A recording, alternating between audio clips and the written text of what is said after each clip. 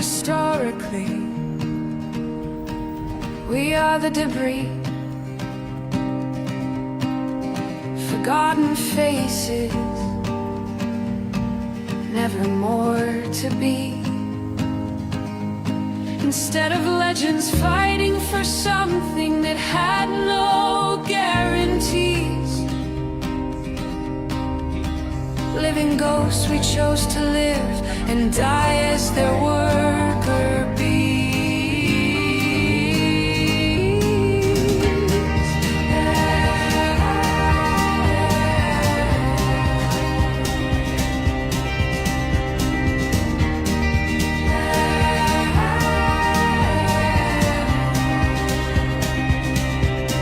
Why didn't we break out from their hide? Why didn't we follow our own sun to another life?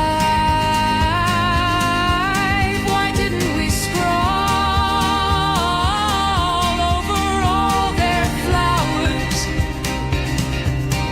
Brothers and sisters, it's okay to be free.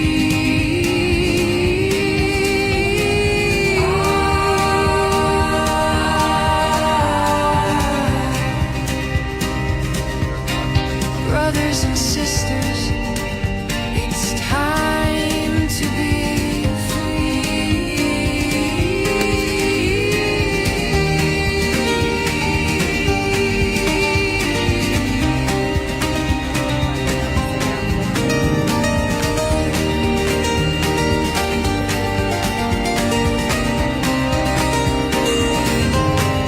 freedom of movement, freedom of thought, freedom to choose, freedom to talk, freedom of religion and association, freedom of the press, freedom to be you, freedom to be you,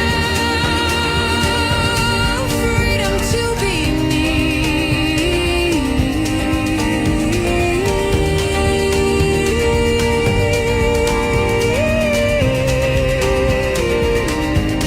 I can feel your secret vibrations like our last fading song. It's time, oh, it's time to be free. I can hear your vibrations like a final human cry. Oh, it's time, oh, it's time to be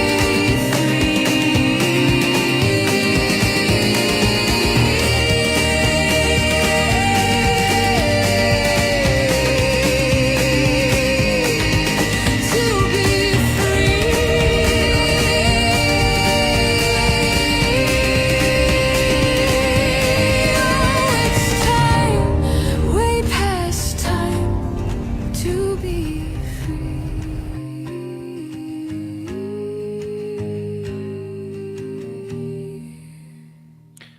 Well, it's a big night tonight. My hair's looking a bit messy. We just did an incredible interview with Bronwyn, and she'll be coming back. But the bus is in where we're camped. I came out of the bus, and there was a gentleman looking at the bus, and then I was speaking to him and having a chat, and he was a PhD environmental scientist. He has several degrees, actually. He'll tell you about them in the opening. But he used to be on the Commonwealth Board of Biosecurity, and he's got some really, towards the middle and up, some really powerful thoughts and statements to make. It's a really, really powerful interview, and it's just sort of happened. This one has been done by Max Freedom. Now, Max Freedom is a videographer from Perth. He does some extremely great work in the movement. I actually think he's the best videographer in the movement. He's working with us now, and his links are below.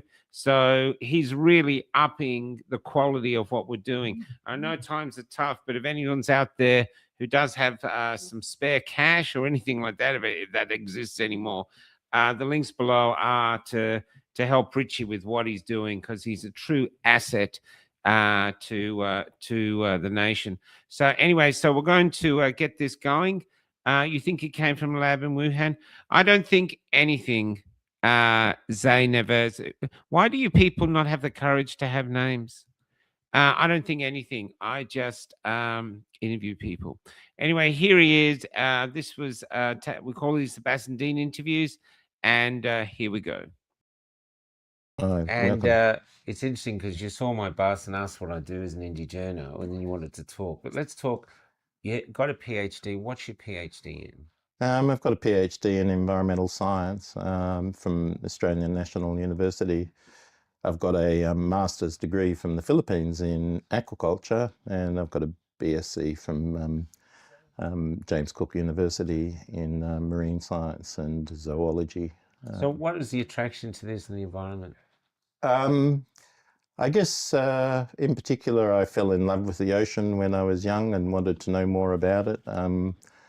I was a very good student, and at my end of my year 12, I wanted to be a writer at one point, and my uncle was a professor in English, and he said, "Don't do it."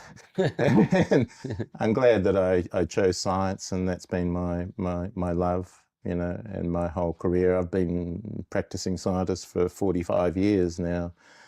Consulting in the Philippines in integrated farming systems for 13 years, 13 years in New South Wales as a state manager for fisheries, and on Commonwealth committees for a number of major issues, including biosecurity, which we might talk about a little bit later. Sure. And I guess over that time frame, you know, as I mentioned, the Philippines was enormously successful. I showed that, you know, I demonstrated to myself really that, you know, when I was at university at Macquarie in 1996, I think, 1976, we had Paul Ehrlich come and talk to us about the population bomb. And, you know, that we were going to, the population was going to die of mass starvation in the next 20 years. And I felt very, very disillusioned about the world at that point. But when I went to the Philippines and we had such enormous success with integrated farming, the politics were the problem. You know, as soon as things started to go really well and people got greedy and stuff like that, we had hundreds of families that were working in integrated farms in Negros and Mindoro. What is an integrated farm? It's combined aquaculture and land aquaculture. So as an example, the first place that I worked for 5 years as a consultant, we developed, and living there amongst the poor people, I mean, you know, that was an extraordinary experience in itself. I mean, I thought I knew poverty until I went to the Philippines and the rural areas. Yeah. You know, they just switched from, they had a massive, it was a very, very rich family, like all of the Philippines, you know, 18 families own 90% of the wealth in the Philippines. And extraordinarily wealthy was that they had just switched from carabaos for ploughing the sugarcane fields to tractors. And so 2,000 people were kicked off the property and had to go and live on the edges of the sea to fish, because that's the only land that they could live on. And we developed what I worked out there was that one of their major problems in the fish farms, they had 250 hectares of fish farm ponds that were developed for farming milkfish, which is, you know, a fish that's a bit like mullet. It's a benthic feeder that feeds on things. Was that the problem was that to get good production, you needed organic carbon. And carbon was the major issue. They were using fertilizers, inorganic fertilizers. And so I developed a least cost linear feed formulation program that was able to produce chicken feed at less than half the cost of commercial feeds. And it was a massive success. And we had massive poultries out on the fish ponds. They collected the chicken manure. Here it's not permitted, but there, you know, given the situation, the chicken manure was dried. we got cattle and put them in feedlots next to the nearby fish ponds and fattened them up using this concentrate plus silage from the sugarcane top. So they cut all the sugarcane. Normally they were burning, and so they cut these, and we built these silos and made silage for the cattle, and the manure from that was used in the preparation of the ponds for milkfish, so that it fertilised, and then you put the fish in, and production increased from a few hundred kilos to 4 tonnes per hectare. All of this is published. Wow.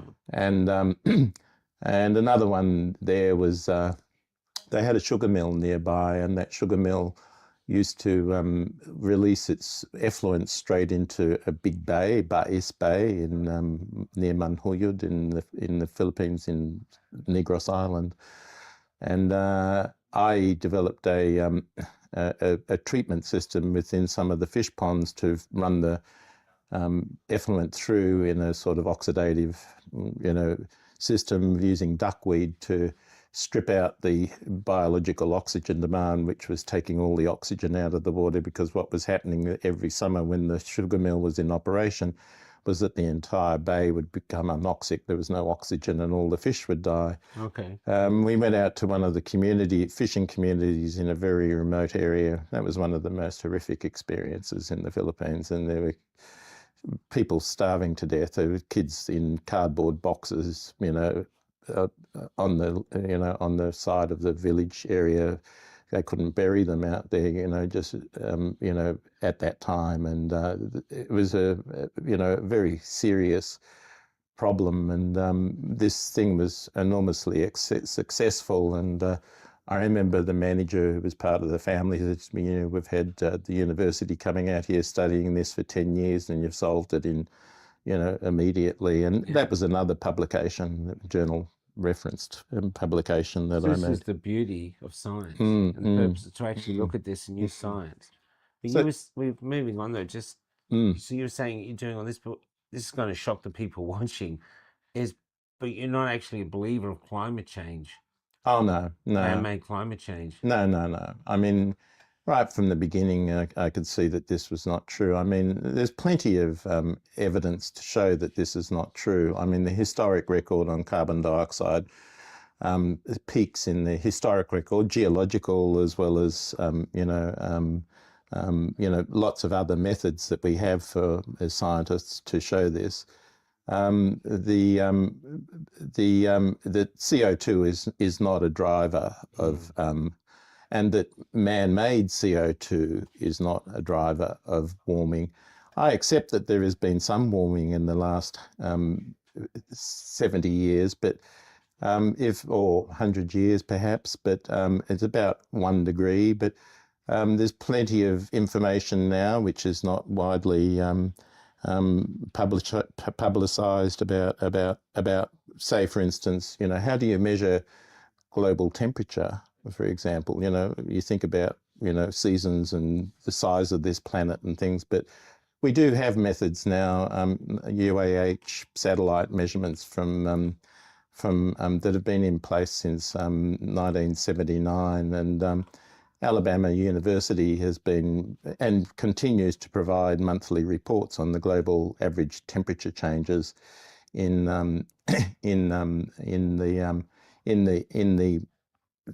all of the sections of the atmosphere, but the lower one is the one that's published most common.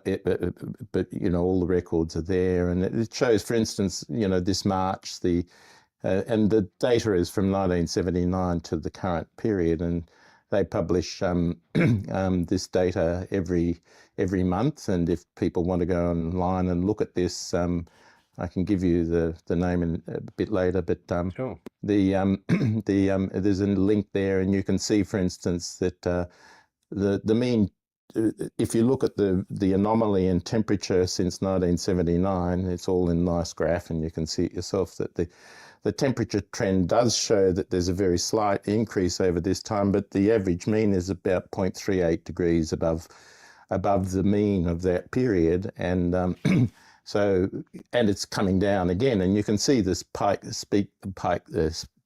the spikes and troughs in this over the changes, and that this is another factor in it. You know, I have my James Cook University has got a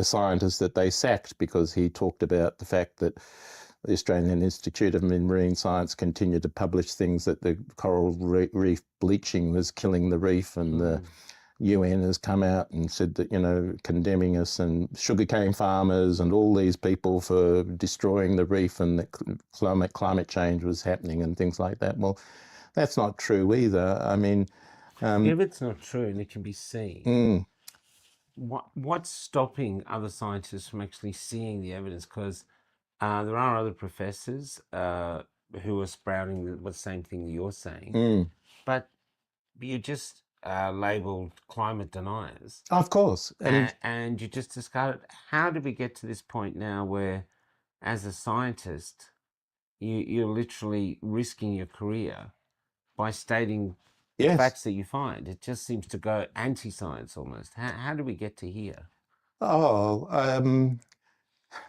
It's a bit like, you know, Paul Ehrlich, you know, and his population bomb. And if you look through history, we've all had, you know, the skies falling in and doomsday.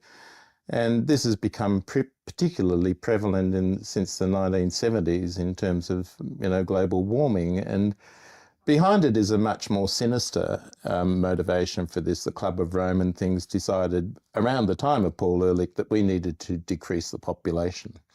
That there are too many people in the world and that it couldn't support the world. And once they lost the argument about feeding the world, you know, politics is the issue for feeding the world. It's not the sustainability of the world. God has given us a very beautiful world in which, with the resources to be able to do it.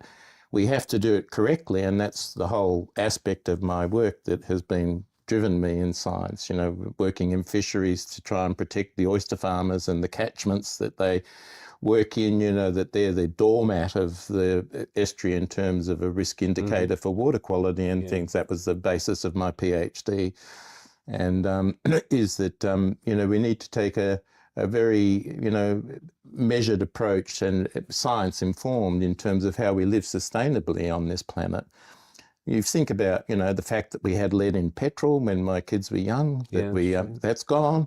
The water quality in our estuaries and things is far better than it was, that we're addressing issues like particularly sewage pollution and things like that, runoff from agriculture and things like that, have all been massive measures in terms of the huge improvements that young people now don't know, because they can't look back on that unless they research this thing. And that we have made massive improvements in how we live sustainably, and we need to continue that track, and that we can do it. You know, I'm confident that we can do that. You know, I mean, there's a purpose to doing that, whether climate change is real or not. It makes sense to do that. Sustainability is the issue. It's not about burning fossil fuels.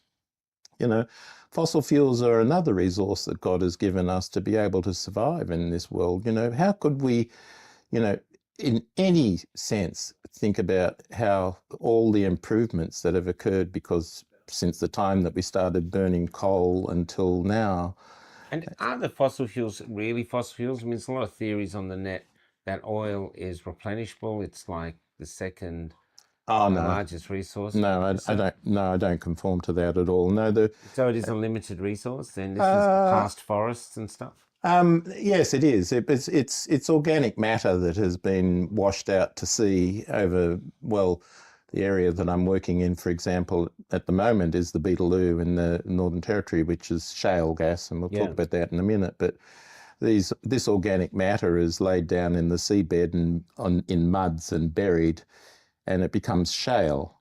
And shale is then pushed down, is buried under thousands of meters of mud and things in sediment, and then through folding and tectonic plate movement and things, they get lifted up, and all these sorts of things that occur. And what we've discovered is that by drilling down well, what happens is that the shale is the source, the kitchen for producing hydrocarbons. The organic matter matures and becomes hydrocarbons,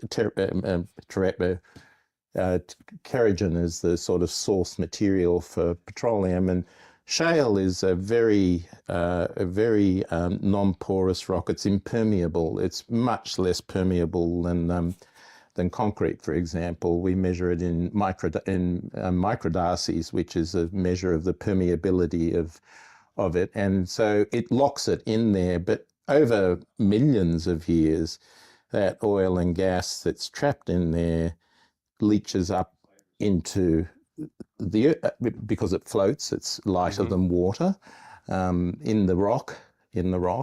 That it comes up, and if and what's happened in the past, in what we call conventional oil and gas, which was that they drill down, and you can see them in Texas and things with the geysers of oil and things like that.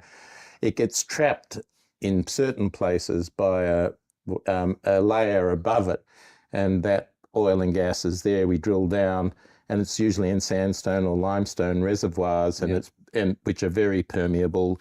And we just, the well just simply, because of the enormous pressure on the earth, this oil and gas just comes up the pipe, and we reduced oil and gas that way.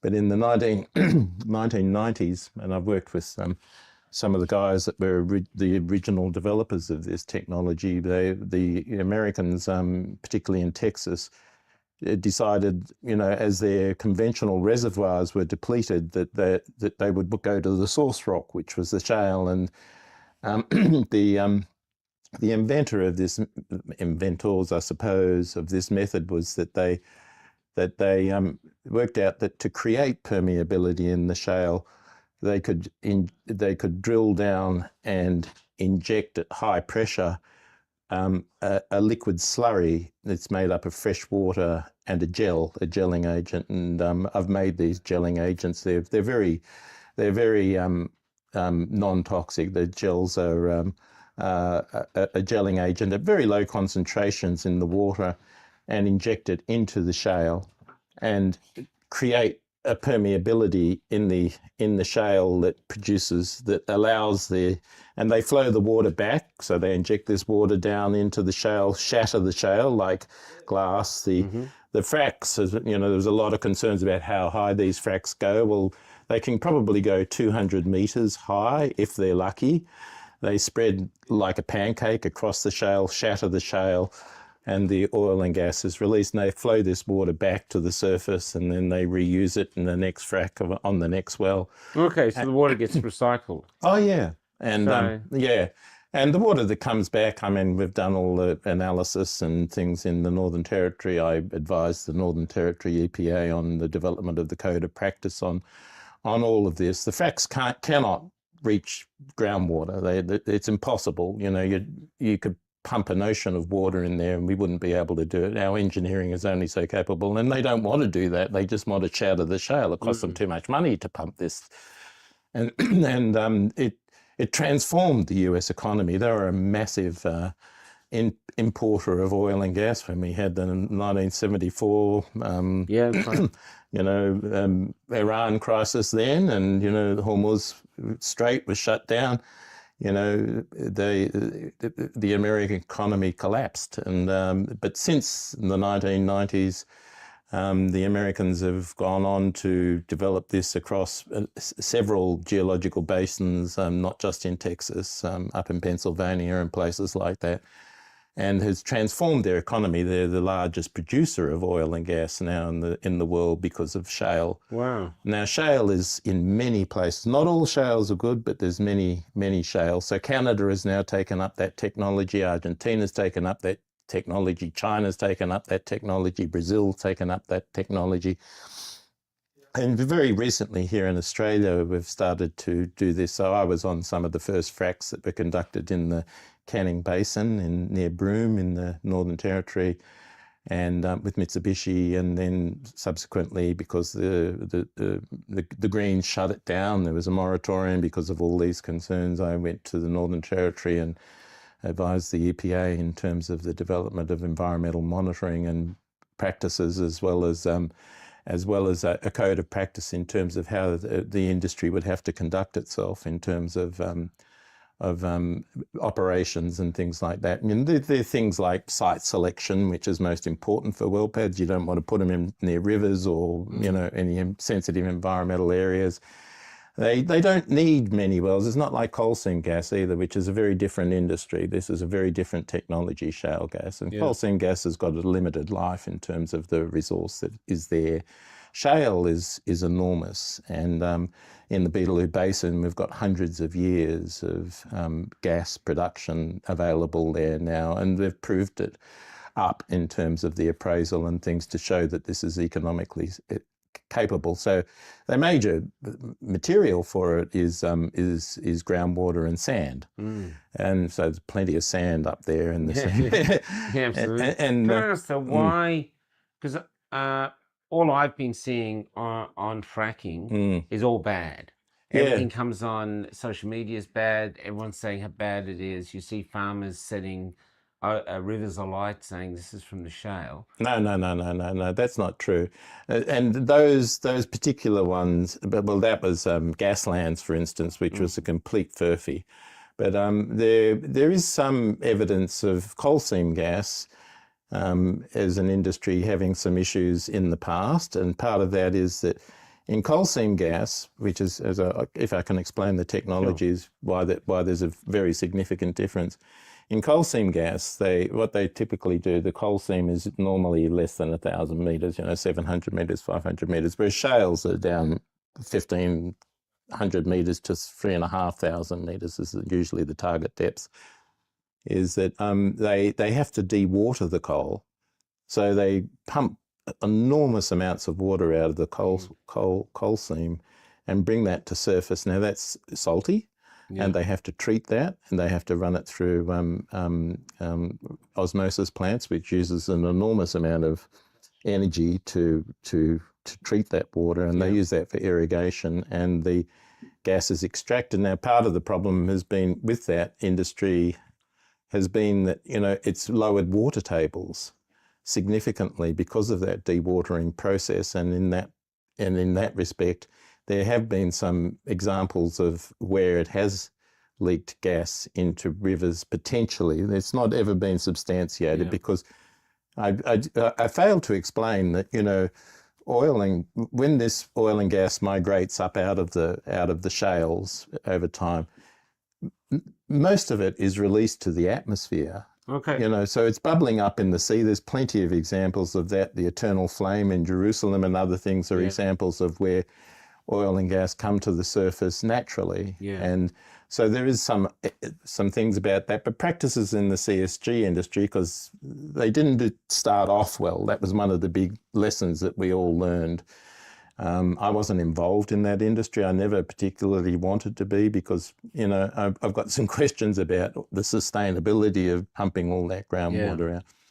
Is that their practices have improved, but very much so. But the shale gas industry, that was where the opportunity was for me to go to talk to the NTEPA and the industry and say, this is how we're going to have to do it. And one of the very first things that we had to address was the issue of polluting the water. And so I developed a very specific intense monitoring program, groundwater monitoring program. So when they drill a well, we say this is the well, we insisted that they have groundwater moves, so groundwater moves through in a direction downhill to the sea eventually. Yeah. And so we talk about in environmental science control and impact monitoring, and or before and after, and so before the pipe and after the pipe, for example. And so we insisted that they, in the preliminary guidelines, which people can look up, and groundwater monitoring in the Beetaloo in the Northern Territory, we developed a program in which they had to put in a control bore upstream of the wells and an impact monitoring bore directly downstream of the bores and within 20 metres of the well. Yeah. Now, that was a bit controversial with the industry. They said, oh, it's going to interfere with our drilling and things. I said, well, if you want to prove to the public, and particularly the traditional owners, you're going to have to put this in very close to the wells to show that there is no impact, because And again, I haven't quite explained, but you know, the fracs cannot go up from the wells except via the casing. Yeah. And a rupture in the casing or some failure in the well integrity. Yeah. And although the engineering controls for fracking are enormous, you know, they've got pressure triggers on the casing when they're pumping, and the pumping only occurs for a few hours. That's the time when a potential well failure could occur because of the pressure that's involved. You know, there's 10,000 psi going down the well. They have, you know, 20 trucks, you know, big trucks pumping on a well and site. that's just to smash up the shale. To shatter the shale to bring it up with this slurry sand. So can I ask, how much shale oil does Australia have? Oh, centuries and centuries. The Canning Basin and the... So we could have really cheap absolutely. And all economies, the ones with the cheap energy are the ones that prosper. Of course. So we've been held back by the Greens in these arguments that it's bad and that climate change is real. So you're saying climate change isn't real. Why are we here? Why can't we have these debates on 60 Minutes, on ABC? I mean, it always seems to just be vitriol. Yeah, well, I've appeared on a number of ABC programs and things in the 2000s when James Price Point was a big controversy, and we with Mitsubishi were there developing this pilot project at Nookambah, you know, which then the TOs, their traditional owners, when I explained everything to them, lived out there with them in the community for 6 years, got the young fellas, women and men working on the mine site and everything like that. We put over $1 million a year into employment out there and things like that till it all got shut down. Because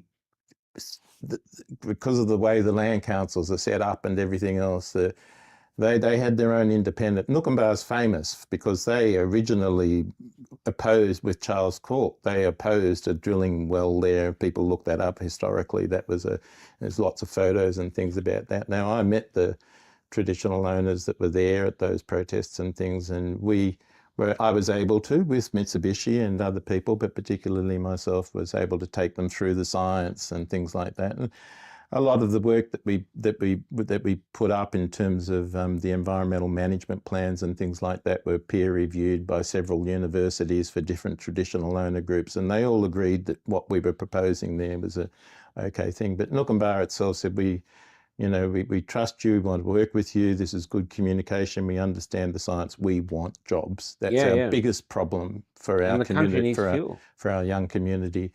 But, you know, the Greens won the day and the government decided that they put a moratorium in place on that. And so what do you think their argument is, though? I mean, is it just the misinformed, or it's climate change has now become like another religion, like vaccines are religion, trans is a religion? Both things. It's the total misinformation about hydraulic fracturing. And, you know... And yet the government would say that this was misinformation. Yes, of course. And the ABC would say that as well. Yeah. But so the question is, why do you think? Is there, I don't know, is it just people believing that there's a purpose to them, they're saving the planet from us, or? Yeah, well, I think that that there's also a terrible sort of self-confidence in human capacity, you know, to be able to produce energy. You know, the idea, I'm not against renewables, but they're very limited. They cannot provide baseload to our modern societies anywhere in the world. Because we've done interviews. We actually had a Facebook page, over 100,000 followers, and we interviewed a woman called Alex who said the turbines are a scam. Oh, yeah. And that they took it down. Yeah. Well, environmentally too. I mean, the turbines are a catastrophic impact because they're developing them on ridges. And they are no-go areas for any other type of environmental development. They are extremely important niches for all sorts of animals, particularly birds, raptors and things like that. So you look around Canberra now and I just cannot believe that they've got these, you know, bird choppers essentially up there. And a lot of that information is not published. You know, 90% reduction in raptors. They cannot go in those areas anymore or they're killed. So that's official, because 90% reduction in raptors. Raptors, Yeah. within wind turbine areas and things like that. Which you think would have the Greens up in arms. Yeah, but no. And the fact that they're allowing this massive land clearing, because they've got to take these enormously long, turbine blades up these roads into these hills and things. Land clearing for each particular wind turbine is just unbelievable. And compared to let's compare it to a shale gas well. I've done these numbers quite a long time ago, but you need about 2,000 turbines to produce what a single horizontally drilled shale gas well will produce in the Beetaloo. 2,000 turbines, and solar's even worse. Solar's worse. Yeah. And why is solar worse? But simply because of the absolute land clearing, that they need, and it's sort of, sure, they've got pictures of sheep walking around solar farms and things like that, but there's no way that that's going to provide a sustainable load. We talk about base load. Well, the sun shines for so many hours a day and the wind blows, and so I think there's been many studies published a long time ago, particularly in the UK and things about this, that probably the maximum sustainable, integrating into a system is about 20% solar. So I'm not against solar on roofs and things like that, but I still have an issue about, what is the end point? And I always think in industry about what is the end point for the waste that comes out of this. Now, none of those blades can be recycled. Those solar panels cannot be. The other aspect is, of course, storage. So, when the wind doesn't blow and when the sun doesn't shine, well, then what are you going to do? They've got, some attempts at, pumped water, and that again causes, look at the Snowy River project at the moment, which just exploded in terms of cost and the environmental damage that occurs from that sort of thing. When they pump this water up into these dams and then bring it back down again when the sun doesn't shine and they need power, then what you're left behind is, it's a lake when it's full, but it's a dry bed and it takes up a huge land. So you've got dust issue, you've got all these other aspects of it. And again, you've only got, a limited capacity for doing that. So then they turn to batteries, these massive batteries that they are building associated with these plants. And they themselves have got enormously inherent dangers.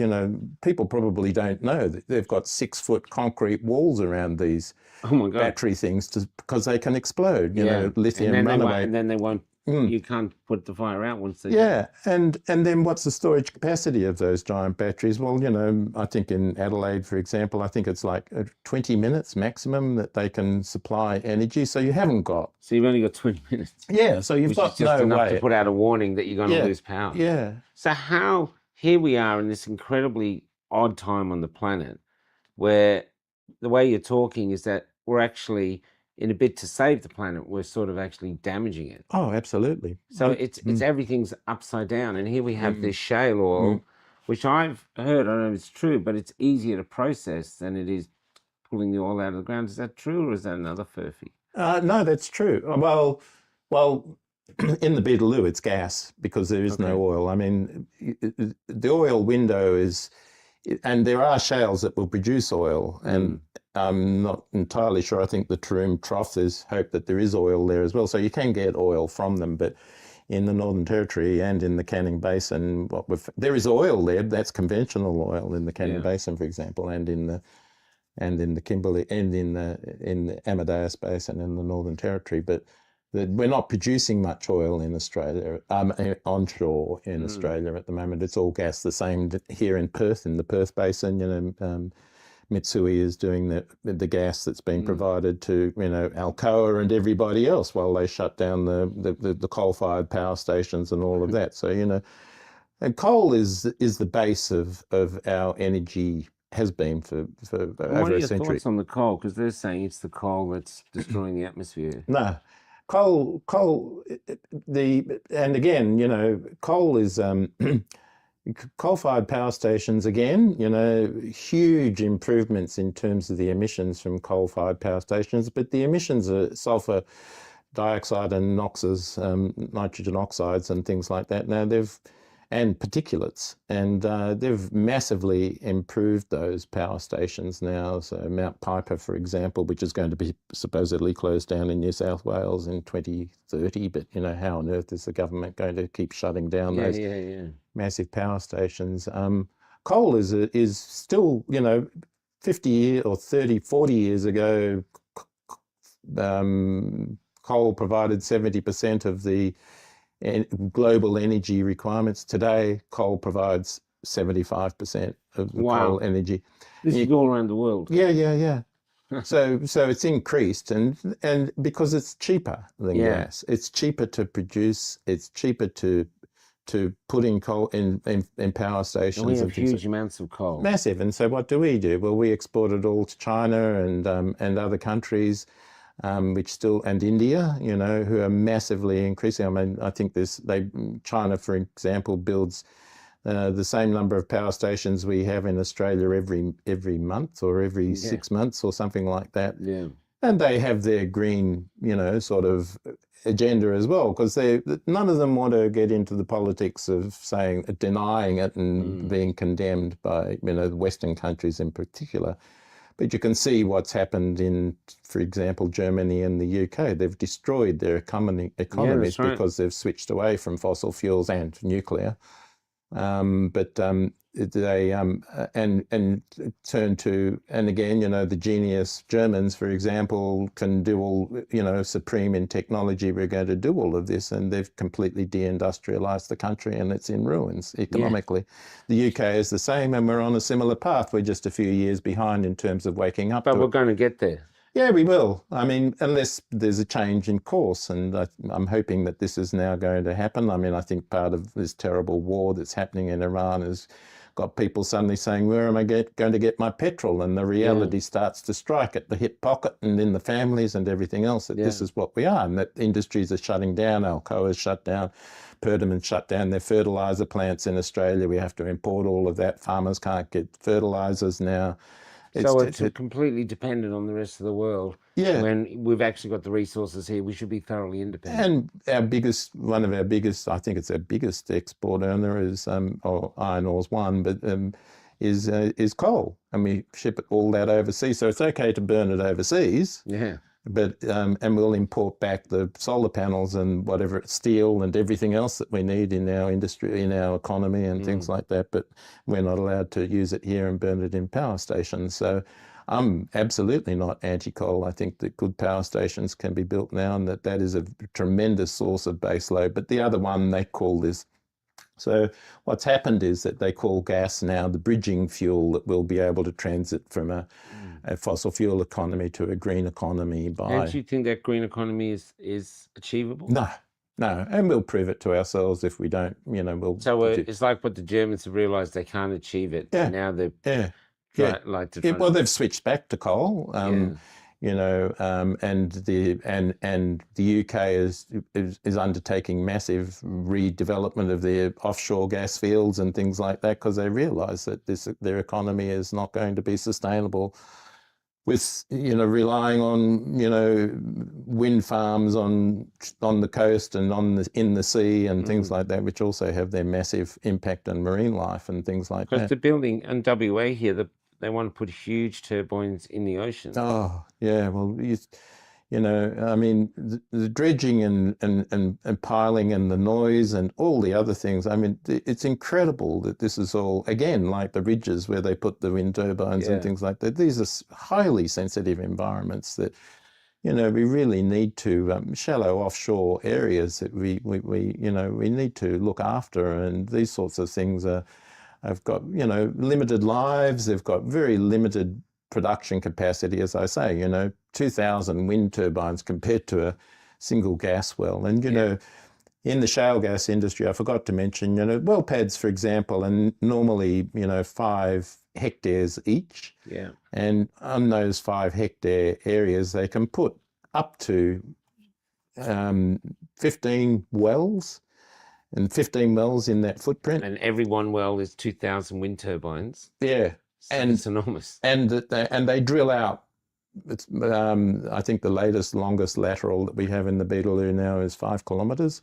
So that's 5 kilometres sideways. In the shale. So they go down and then drill sideways in the shale, and that's what they frack, is that shale window, and that's where they get their gas from. So the well pads that you require for a massive production are 5 kilometres apart, and you have a road in, not like coal seam gas, which is single wells dotted all over the place. They're the sort of nightmare sort of photos that were produced in the old days about how they did that. So it's a much less dense sort of land clearing requirement for shale gas as well. And all of these sorts of technologies have been developed in the US, and we've brought that technology here to Australia. We've learned from their experiences and their mistakes. We've put in a code of practice. We've put in, all of the sort of monitoring requirements for drilling waste and chemical risk assessments for hydraulic fracturing fluids and things like that, which show that they're organic material that breaks down very quickly in the tanks when it comes back and then is reused and things like that.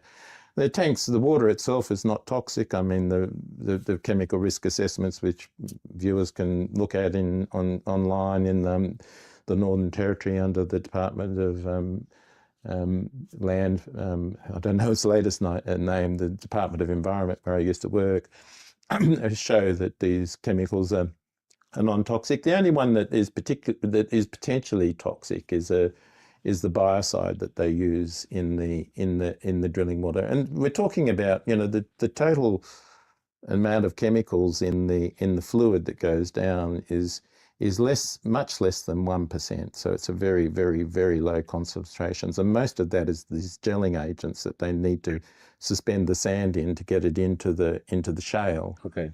And the only one that is a sensitive one is the biocide that they use. But the biocide that they use is used in air conditioning systems and in all sorts of things to manage microfilms in aquatic environments. It's non-toxic to people. It's equivalent to the toxicity of salt. It doesn't affect fauna. The tanks where this water is open, there was concern about birds, but birds could drink this to their heart's content if they wanted to. But as I say, it's somewhat salty. It's about a third the salinity of seawater when it comes back. All right, yeah. So slightly salty, but there's been no interaction with birds. There's no toxicity there. But this particular biocide, it's very important that they keep this out of the aquatic environment. And so the controls are all around that. It will biodegrade. It takes a couple of months, to get down to disappear. But none of it is what we call persistent, bioaccumulative or teratogenic, so none of the chemicals are. And the CSIRO, and there's lots of published studies about this now, about the toxicity of this and of these fluids and things like that. So we know that that's not toxic. The drilling chemicals are not toxic. We make sure that they are very strict in the code about when they drill through the aquifers, that they're not using anything that can impact the aquifers. And because they've got those monitoring bores right there, we can get them to show, and they have to do this monitoring every 3 months. And they've done this since 2019, that there is no change in water quality at all. So the other thing we're doing by pushing climate change, you're not allowed to debate it. Any scientist that stands up gets cancelled. They use the argument that 97% of all scientists agree with man-made climate change, which I've seen some other woman on social media coming out said that's from an old study that's been disproven. People are afraid. That's all. But what I'm saying is, as an older generation, we're just offering the next generation hopelessness. Yes, exactly. Saying just by being yourself, you're destroying the planet. And the only way to survive is to endure a far less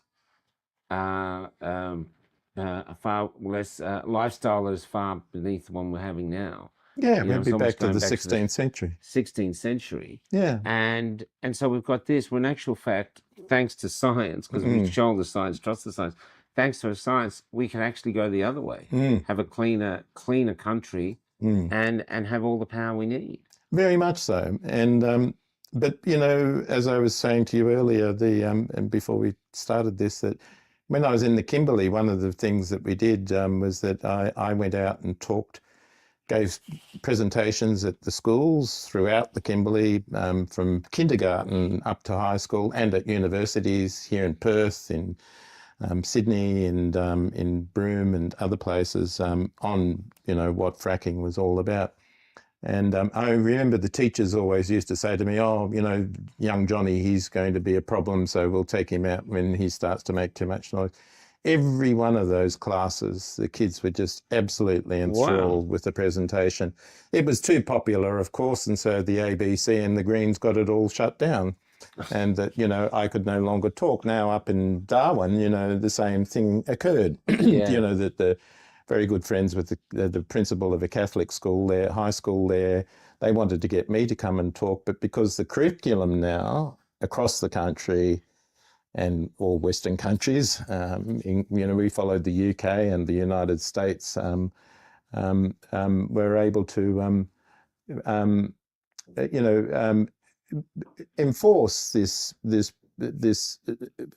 limited information so that the children... So the children can't hear both sides? Absolutely not. They can only hear the one side that's absolutely real, not. Even to their detriment, to their hope, their future. That's why they're saying they don't want kids, because they think the world's going to perish. Yeah. And so we're like one of the first generations that just offers hopelessness to the next generation instead of hope. Yeah, and and it's very dismaying. I mean, the ABC What do is you one think's driving behind that, though? Why would they do that? Because they believe that this is true. Because they're not scientists. They don't look at the information that is buried in all these things I mentioned earlier, about global temperature averages from satellites and many other historic records. There's a wealth of information out there, and they're very, very senior scientists. They've all been shut down. Yeah, that's have right. all been shut down. I mean, for all these, problems, President Trump has been very much against all of this, and you can see the reaction in the world. I'm not talking about Iran, but about fossil fuel industry, and he sees that as the the absolute foundation of the US economy, and he's right. I mean, and there's no denying this, but people get stuck on these issues of CO2, that burning fossil fuels has added all this extra CO2 to the world. Well, there's no demonstration of that. I think the estimate is probably, it might be 2% of the additional CO2. If you see the pastoral burning up, for example, in the Kimberley and across the things, the amount of CO2 that goes out from there is just enormous. They say, oh, well, the grass grows back. But, this is all just arguments. It must be quite frustrating for you as a scientist to go, look, there's the evidence. And you can't actually have scientific debates instead. No, you get no platform for it. Of course not. You're not. You're completely removed from any of that. You're a climate change denier. Yeah, and so, I suppose even for this interview, am I taking a risk? Well, I'm 68 years old now, and my career's, I'm still working in the industry, absolutely, and I want to make sure that the industry that's developed in the Beetaloo and elsewhere, if I'm involved in those projects, is developed properly in environmental science, so that it is done correctly. And I take it you're a grandfather or a father. Yeah. And we have a duty as human beings to leave hope. Yes, that's right. This I feel that's what we're obligated to do, because we're seeing kids in despair. Yes, absolutely. They've all lost hope. I interviewed a 16-year-old girl. She came with her father to do an interview, and she was convinced climate change was going to destroy the planet. Yeah. And then when I said, what about all the minerals we have in the ground? She'd been all through a very good school. She had no idea Australia was minerally rich. She didn't know what I was talking about. No. And when I asked her, what do you think about the scientists who disagree? She never heard of them. She said, oh, I believe Greta. Yeah. And that was it. It was an emotional decision. But the other thing, just going to another thing you're doing, you were on the Commonwealth Board of Biosecurity. How did you end up there, and what was the role of that? Okay. So I was, as I said, the state manager and a state representative for on the National Biosecurity Committee, and then from, I think, 1996 until 2002. And that was about biosecurity measures, biosecurity being, importing, stuff and control of outbreaks of anything from blue-green algae blooms in rivers and what's happened in South Australia and things like that, through to, viruses. And I was saying to you when we first met that when I was on the National Biosecurity Committee, we had he was actually we had senior research scientists, including from CSIRO, on that committee, and I went to the Geelong CSIRO lab where they were working on viruses. Went there, you know, we got immune suits, but we didn't go right inside the central lab. But you know, we're able to see all the biosecurity measures and things like that. Well, Brian was his name, from WA, and he said, you know, our biggest biosecurity risk in the world now is the availability of off-the-shelf kits to be able to do gain-of-function research in viruses, and that any lab virtually can get access to these things and develop gain-of-function, which is, do you want me to explain gain-of-function? As far as I know, gain-of-function, the theory is, oh, look, we'll take a common virus, which most of us are immune to, and we'll develop it to see if we can make it more fatal. Yes, that's right. In the way that if we do, then if it happens, we'll have a vaccine ready for it. But it seems mental, to me. And that's right. I mean, you know, scientists being scientists, they're very narrow in their focus, and we're going to chase this down. You know, the funding is there as well. And the funding was there. I mean, the funding came from, as we found out with Wuhan, from Fauci. Lab, you know, that came from the US, and Australia was involved too. CSIRO was advising on their biosecurity at Wuhan lab. At the Wuhan lab, the CSIRO. And they had failed them in terms of their previous audits before the outbreak that occurred. What do you mean they'd failed them? Because their biosecurity measures weren't appropriate. So there's reports that, you know, I mean, they're documented reports, and we won't find them easily, but, you know, that Wuhan lab itself had been, so CSIRO had a key role in terms of developing biosecurity measures at that lab. So the CSIRO knew they were developing or doing gain-of-function work on COVID. Well, we call it COVID now, but on various viruses. On a coronavirus. Yeah, on coronaviruses, but various other viruses. Coronavirus, as far as I know, have been with us since the caves. I mean, yeah. And they developed these much more lethal viruses and things like that to be able to, you know, then develop vaccines. I don't... Can I just pass something? As far as I know, if I'm wrong, I'm happy to be wrong. A successful virus is one that doesn't even make the recipient sick. It just sort of lives in and spreads. Yeah, we've got many viruses in us right now that do and one that kills us is like a new virus that hasn't adapted to actually living in harmony with us. Yeah, absolutely. That's the nature of evolution in viruses and bacteria, that if it kills, then it kills the host, then they can't reproduce. And so they die too. And so what happened, I think, with Wuhan, and before I say that, I don't ascribe to the idea that there was some sinister sort of bioweapons development. But we are playing with dangerous stuff. Very, very dangerous stuff, and highly, because they can develop these up to very, very contagious sort of levels that unless they've got very strict measures in, and, you know, you can't, you know, because they are so lethal that, you know, those things have to... The potential for it getting loose is real. And so in Wuhan, I think, and if you talk to Brian later on, you'll hear about, he's got actual stories of a guy that was in China that during the time that COVID first broke out, which is, we believe, somewhere in, I think it's from memory, middle of 2019 or late 2019. And, you know, that there's even evidence that, you know, it came out because Wuhan lab is above a railway station, you know, a central railway station, and that workers from the lab became infected and went to the markets, and that's where it first started to be impacted. Now the virus, they might not have known they had it at the time. Yeah. Oh, yeah. And just take it out. Yeah. Well, there was a famous doctor that was working there that died of it early on. There's a YouTube video somewhere early on where he was telling the world that this virus was out there and that it was highly lethal. And as you say, you know, that's the nature of viruses. I mean, the Spanish flu was an example as well, you know, back in the Let's First talk World War. about the vaccine then, because you took it and you've had a reaction. You ended up in hospital after you took the vaccine. Yeah, well, because I was working in government, I had to take it. Yeah. And I had my first injection, and yeah, I had a very adverse reaction to it.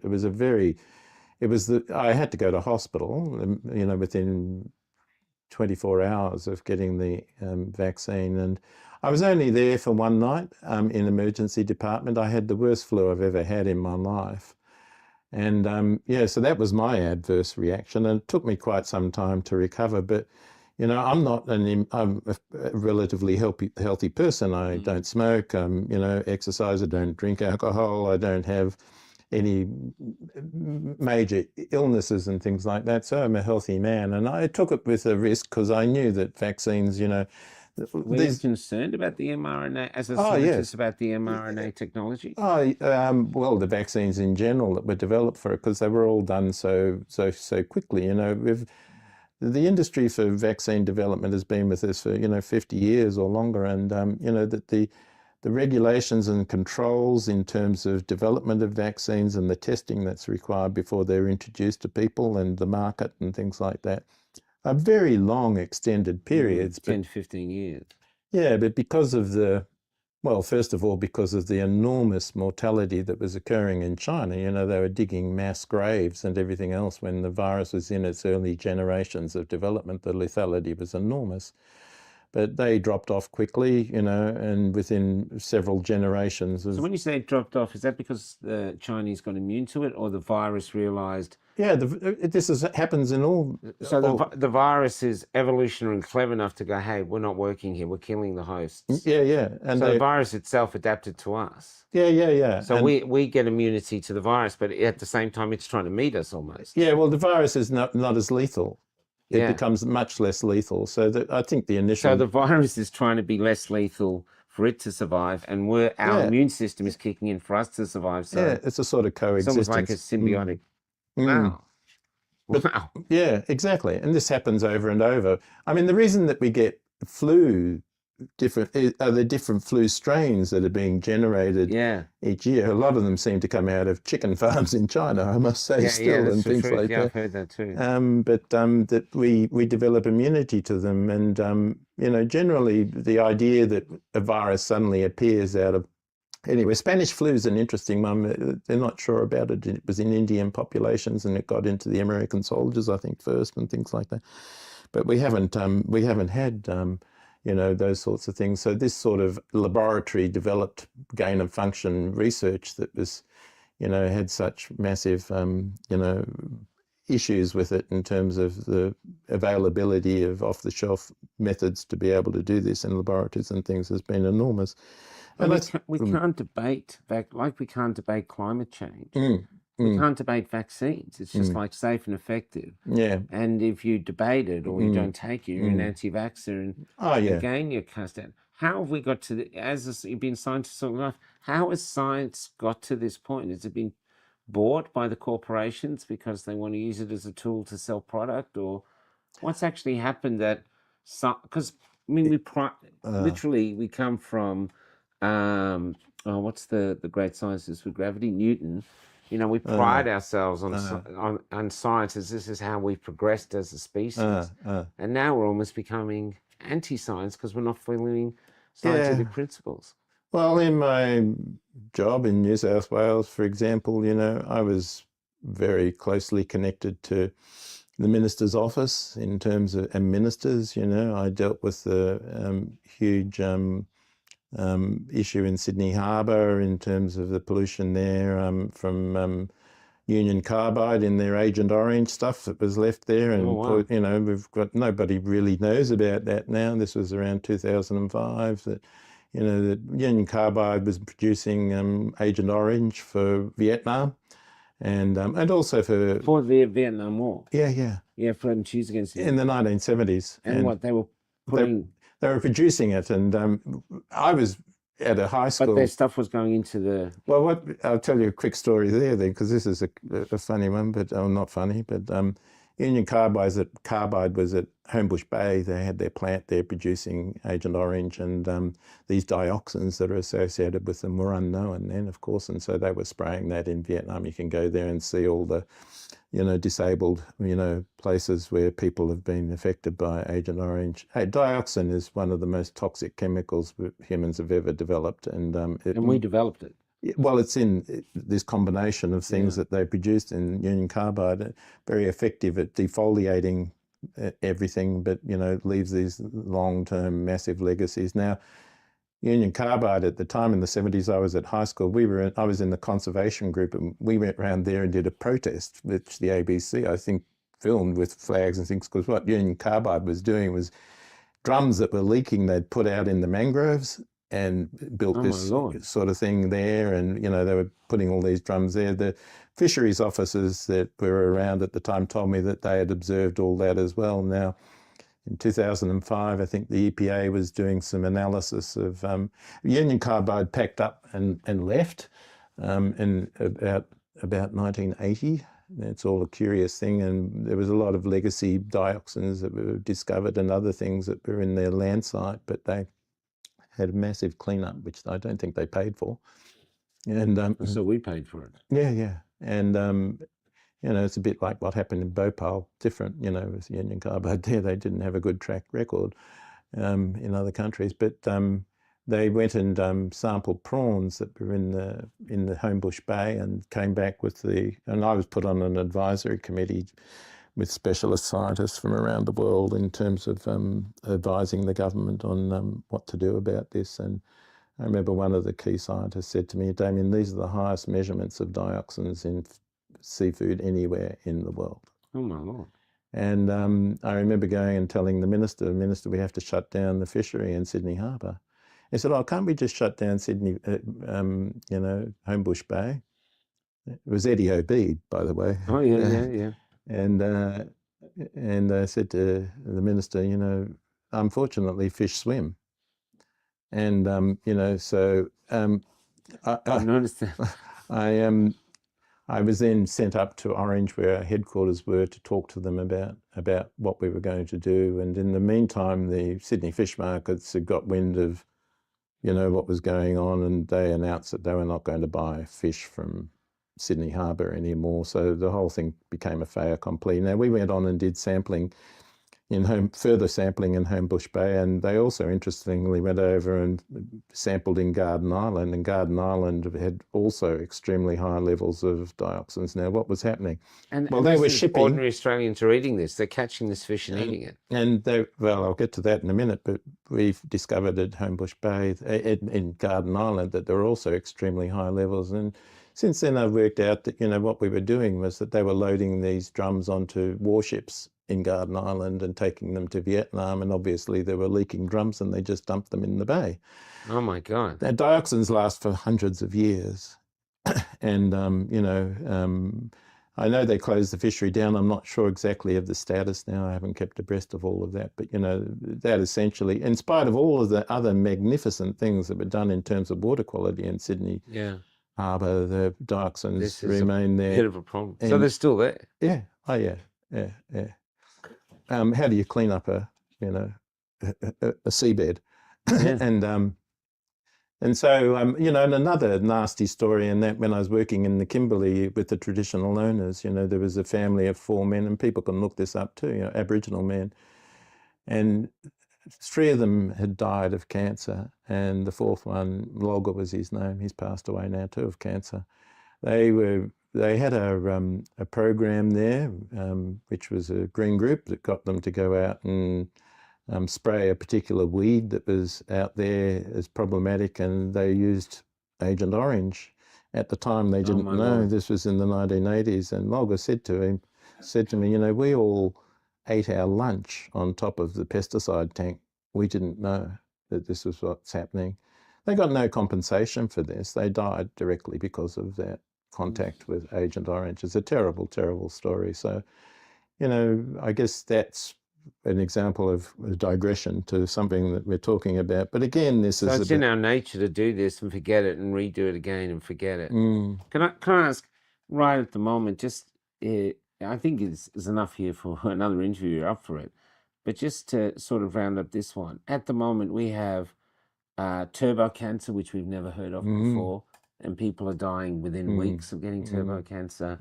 The immune system, autoimmune disease is rife. We've been talking to scientists like Gert van der Bosch, who's talking about how humans now are creating the variants within them as the virus is trying to escape or get past the spike protein within them. Is this of your belief too, we're seeing, or what do you think's happening from a scientist's point of view? Have you any idea why Australia's death rate is going up? We got the highest rate of cancers now in the world. That was the latest thing that came out, 426, I think, per 1,000 or 10,000. What are your thoughts on this? Though I think I don't agree with all of what Robert Kennedy talks about as the health chief over in the US. I agree that a lot of it is related to diet. I think really that a big problem is that people are eating enormous amounts of processed food. I think Australians are 50% of their food intake now is processed, highly processed foods, and I think that is our bodies are sacred temples, and that we need to look after them, and that all these very foreign sort of artificial food ingredients and things like that. How about the sprays on the wheats and this? Because I have friends now getting leaky gut, which I've never heard of. There's lots of people going with that, and gut issues and stuff like this. Is this? Yeah, Roundup is a very, or what's it called? I've forgotten the chemical name. Glyphosate. Glyphosate. Yeah, so glyphosate. But there's been many studies about its effects, and it's accepted now. But the thing, and again, when I was on the biosecurity committee and with TGA and things like that, is that there's very specific label use of these pesticides and or herbicides, I should say. Pesticides are a different issue. I mean, we still have pesticides in Australia that we should not be using. Some mango farms and a few things, and they get in groundwater and they last a long time. But again, it's is the purpose for that is just profit? Yeah, they have no. So we'll poison our own water, our own food. Fundamentally, that's it. It's the only way to make a living. So, But glyphosate, I'm not against it. I understand farmers' needs for something, and they've tried many other measures, and hopefully science will find some other things. But, I've got a colleague scientist that is very, believes that glyphosate is a major reason for, our estuaries and oyster farm illness, oysters sickness and things like that. Is anyone studying that? Oh yeah, there's been, but none of it has been necessarily, I think, definitively shown. But again, it's about strictly complying with the label use of it. Just like sugarcane farmers have now got much better practices to stop, runoff from their sugarcane farms, acid sulfate soils, which I've advised on, and things like that. All those sorts of practices. And again, this is all about sustainable living. I mean.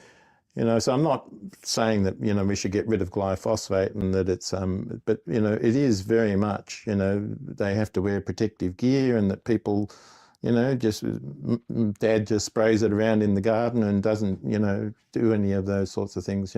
That's extremely important. Processed foods, as I say, and some other aspects of our society that are probably, problematic. I mean, it's all concentrated on smoking, smoking's one issue, but, I also... Can I just go back? When you were on the biosecurity, was there political pressure on you at all or were you actually independent? No, we provided advice, but... but you were allowed to actually be frank in your advice? Oh, yeah. There wasn't... Okay. Yeah. And you said, were you on the TGA as well? I was involved with the TGA in terms of label use for things in aquaculture and stuff like that. With the TGA. Oh yeah. From some senators that they're funded by Big Pharma to a great degree, 98% or something. Wondering how independent they are. How did you find them when you worked with them? TGA's had a very difficult history, and I'm not saying it's political so much as, that it's just, and I'm not saying this is current, but at the time and for years afterwards, that they haven't been able to, I don't know that they've got the manpower and people to be able to actually do these proper assessments and various other things like that. So, often they just follow the US FDA, and I think that was and probably still is part of the problem. So it runs on trust then. They hope, trusting that their American colleagues. Well, also that they don't have time to go back necessarily. I mean, I know there's a review of some particular pesticides that I've been very concerned about for a long time, but they've been years, and yet they're banned in Europe and elsewhere. And so, you think, well, why is that? And I don't think it's political. I think it's just, what is it? What do you blame, the sinister or the stuff up? And I think it's just a stuff up, And I think so you think more incompetence or just the system's not. How about when we were out there? I remember you're very concerned of the way the country's heading. When we're talking about free speech and stuff like this. I mean, even this, all we're really doing is having a talk about science, about the country, about the health of our community, and just. It's not like we're talking about bringing down the government or starting a revolution. Absolutely, we're just talking about problems, and yet here you are on a podcast that's heavily censored because for some reason either the people or the government or want to control the information. They don't seem to like to be challenged at all. Yeah, well, I think that's true. I mean, I knew Bruce Coates, which was, I worked with him in the dioxin issue, as I mentioned, in 1995, I think, in the Wallace Lake hepatitis outbreak, which killed some people, and a lot of people got hepatitis from oysters, and it was because of the depuration plants they were using, and a lot of that information was censored about how those oysters got infected. It was another story, but. But why would they censor it? Is that to protect the industry, or? Yeah, and protect the government. The government. They had a duty of care. There was a class action brought on against them, and things like that, and so in your view of working with the government will be more biased to protecting itself. Of course, that's human nature. So the human nature is that. Yeah. And the other thing that I would say... Which is why we need strict regulations to control that weaker part of our nature. And I think the other thing about our process here, and I'm not condemning all politicians, but my experience with the politicians, many of the politicians, that they go to university, they play cubby house politics, and then they get in the minister's office, and they have no real life experience. They don't have, science-based or technical-based backgrounds. And so you could look at the pink bat thing, for instance, that Kevin Rudd brought in. I mean, what a disaster that was. And any, electrician could have told them about the dangers of all of that. And politicians get on an agenda. He was all focused about climate change and things like that. So he brought in all of that and all of that disaster that occurred. It's the same thing at the moment, that the government is, in a situation where they've got, a minister for energy and things. What's his background in science and things like that? The same. It's across the board. And so this must be really frustrating for you.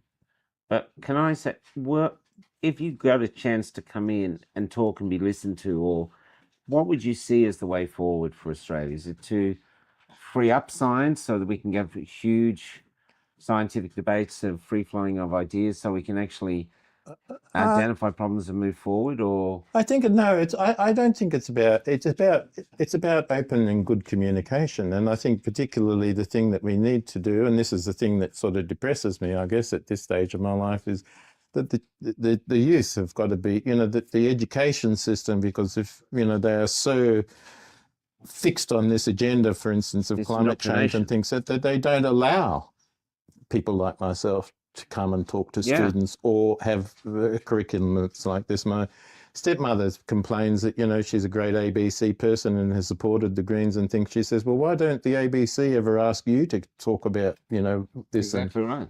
And I'm not chasing them, but, that's... No, but it's to have debate. And again, I think that, you know, if I was much younger and I was working in government and I did this, I probably wouldn't have a job, you know, at the moment, because I mean, you know, if we hadn't learned from, you know, Hitler and Goebbels and all of that about propaganda, then the things, and they get on these missions and they become so narrow focused that they cannot see the bigger picture, and that's one of the big issues. So you're saying at the moment then, to be a scientist now, financially successful scientist, you can't actually be a scientist.